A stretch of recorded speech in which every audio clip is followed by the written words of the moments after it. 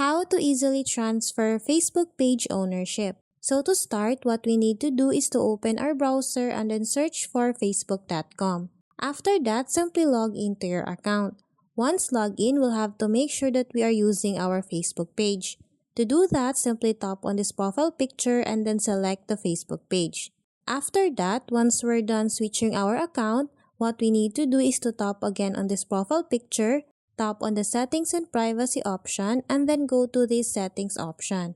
After that, we will be redirected on this page, and then in here under settings and privacy, we'll have to tap on this search settings option.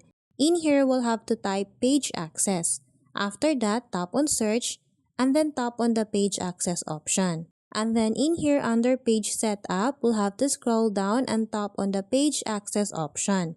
After that, it will now show us all the accounts that has access on our Facebook page. If we want to transfer the ownership, what we need to do is to go here on this people with Facebook access and then tap on the add new option. In here, tap on the next option. And then after that, we'll have to search the account where we want to transfer the Facebook page ownership. So as an example, I'm gonna search for my other account and then I'm just gonna tap on this one. After that, it will now show me the list of things that the other account can access after I transfer the ownership. So if we want to transfer the ownership, what we need to do is to scroll down and then we'll have to go on this allow this person to have full control. All we need to do is to toggle this one on and then tap on this give access option.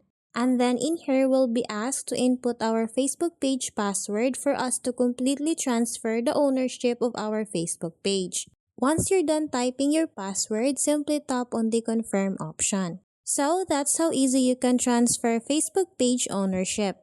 Thanks for watching, and if you find this video helpful, please don't forget to subscribe, hit the like button, and then the notification bell so you won't miss any of our future videos. See you on the next one!